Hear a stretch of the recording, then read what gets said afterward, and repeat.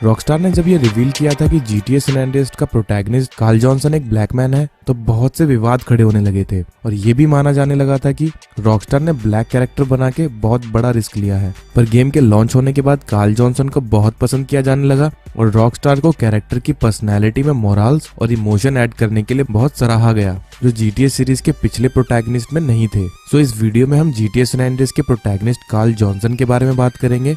भाइयों, सबसे पहले तो वीडियो डिले होने के लिए आप सभी से माफी चाहूंगा।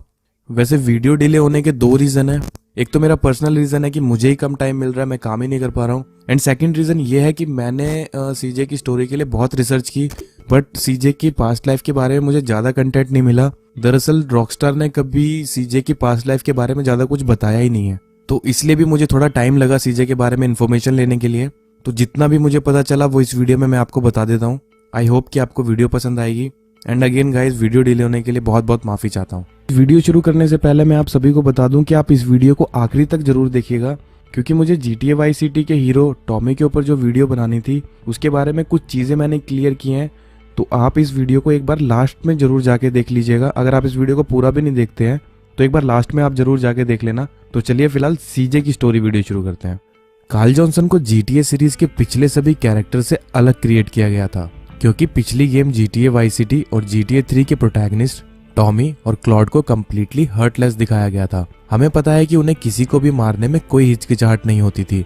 और दूसरी तरफ सीजे थोड़ा कम वायलेंट है और अक्सर अपने विक्टिम्स को बच निकलने का एक और मौका भी देता है। सीजे एक इमोशनल कैरेक्टर है। सीजे को किसी भी दूसरे गैंग मेंबर्स को मारने में कोई दिक्कत नहीं होती, पर गेम स्टोरी में आगे अपने बचपन के दोस्त बिग स्मोक और राइडर को मारने के बाद सीजे को बहुत दुख और पछतावा भी होता है। सीजे का जन्म 1968 में लॉस सैंटोस के गैंटन इलाके में हुआ था। गेम की कहानी 1992 की है, तो उस वक्त के दौरान सीजे की उम्र सिर्फ 24 साल की थी। इसलिए कार्ल जॉनसन GTA सीरीज का सबसे यंग प्रोटैगनिस्ट है। सीजे की माँ का नाम बेवर्ली जॉनसन होता है एंड सीजे का एक बड़ा भाई स्वीट एंड छोटा भाई ब्रायन एंड एक छोटी बहन है जिसका नाम किंडल है। और सीजे का कहना है कि उसने अपने पिता को बचपन से ही नहीं देखा।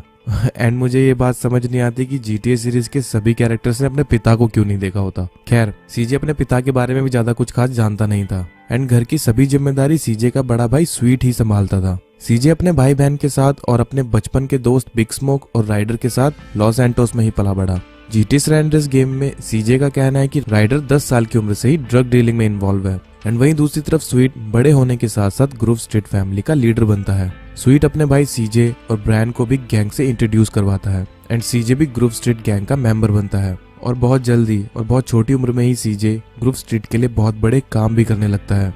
मिड 1980s तक ग्रूव स्ट्रीट गैंग अपनी पावर के फुल हाइट पे होती है, जब पहली बार क्रैश टीम का एक corrupt police officer Frank Tenpenny gang को अपने इलीगल काम करवाने के लिए प्रेशराइज्ड करने लगता है। आगे चल के 1987 में अनफॉर्चुनेटली स्वीट और सीजे के भाई ब्रायन की मौत हो जाती है एंड ब्रायन की मौत से ग्रूव स्ट्रीट गैंग पूरी तरह हिल जाती है। ब्रायन की मौत की सही वजह तो रॉकस्टार ने कभी रिवील नहीं की, पर सैन एंड्रेस गेम स्टोरी से पता चलता है कि स्वीट ब्रायन की मौत की वजह सीजे को मानता है, क्योंकि ब्रायन की मौत के दौरान सीजे वहीं पे था और सीजे ब्रायन को बचा सकता था, पर उसने ऐसा नहीं किया और ब्रायन को मरने दिया। पर उस वक्त एक्चुअल में क्या हुआ या ब्रायन की मौत की सही वजह क्या है, ये तो हम में से किसी को भी नहीं पता। ब्रायन की मौत के बाद अब स्वीट सीजे को ग्रूव गैंग का मेंबर नहीं मानता था, इसलिए सीजे उसी साल लॉस सैंटोस को छोड़ के लिबर्टी सिटी चला जाता है और अगले 5 साल तक यानी 1992 तक सीजे लिबर्टी सिटी में ही वहां के डॉन लियोन सैल्वाटोर के बेटे जॉय सैल्वाटोर के साथ कार थेफ्ट बिजनेस में काम करता है।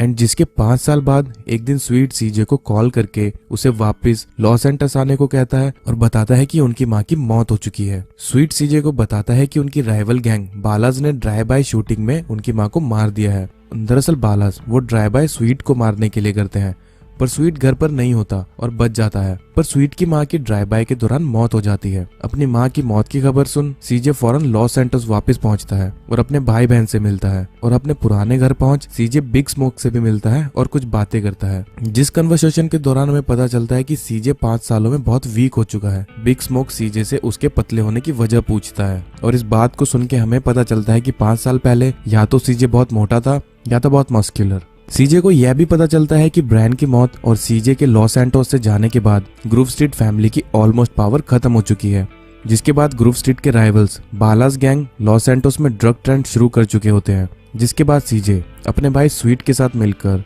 ड्रग ट्रेंड को रोकने और ग्रूव स्ट्रीट गैंग को वापस पावर में लाने के लिए काम शुरू करता है, जिस काम में सीजे बालास गैंग से कुछ टेरिटरीज को अपने कब्जे में करने के लिए स्वीट की मदद करता है और इसी काम के दौरान सीजे अपनी खोई हुई रिस्पेक्ट को दोबारा अर्न करता है। GTA सैन एंड्रेस की स्टोरी में आगे सीजे अपनी बहन किंडल के बॉयफ्रेंड सिजार से मिलता है, जिसकी मदद से सीजे को पता चलता है कि बालास द्वारा हुए ड्राइव बाय शूटिंग में जिसमें सीजे की मां की जान गई, उस प्लान में उसके बचपन के दोस्त बिग स्मोक और राइडर का भी हाथ होता है। अगर आपको कार्ल जॉनसन की आगे की कहानी देखनी है तो आप GTA सैन एंड्रेस की स्टोरी वीडियो देख सकते हैं, लिंक आपको डिस्क्रिप्शन में मिल जाएगा। और GTA सैन एंड्रेस की कहानी खत्म होते होते कार्ल जॉनसन एक मल्टी मिलियनर बन चुका होता है। सीजे के पास अब ग्रुप स्ट्रीट गैंग होती है, लॉस सैंटोस में मैड डॉग का कॉन्ट्रैक्ट, सैन फियोरो में कुछ प्रॉपर्टी के साथ एक कार गैराज, लॉस वेंचुरस में फोर ड्रैगन कसिनो में शेयर्स और गवर्नमेंट का $60 मिलियन का एक जेट पैक होता है जिसे सीजे ने एरिया 69 से चुराया था। और लास्ट कट सीन से हमें ये भी पता चलता है कि कार्ल, मैड डॉग और Kent Paul world wide tour पे जाने का प्लान बनाते हैं, पर कार्ल जॉनसन के जिंदा होने से या उसके मरने की कोई भी खबर या ऐसी कोई भी बात रॉकस्टार ने कभी भी रिवील नहीं की, तो इसलिए हम ये गैस नहीं कर सकते कि सीजे मर चुका है या अभी भी जिंदा है। तो सीजे की स्टोरी वीडियो में गाइस सिर्फ इतना ही। आई होप कि आप सभी को वीडियो पसंद आई होगी। अगर आपको वीडियो पसंद आई है तो आप लाइक कीजिए, कमेंट कीजिए। गाइज मुझे आप सबको ये बताना है कि मैंने जो अगली वीडियो बनानी थी GTA वाइस सिटी के प्रोटैगनिस्ट टॉमी के ऊपर, तो मुझे वहाँ पता चला कि टॉमी का भी सीजे की तरह कुछ ज्यादा हिस्ट्री या कुछ पास्ट लाइफ के बारे में कुछ ज्यादा रॉकस्टार ने बताया नहीं है, तो मैं टॉमी के ऊपर वीडियो नहीं बनाऊंगा। और जितना भी उसकी पास्ट लाइफ के बारे में जो भी मुझे पता चलेगा, जब मैं आगे GTA वाइस सिटी की स्टोरी वीडियो बनाऊंगा तो मैं उसी के अंदर आपको बता दूंगा।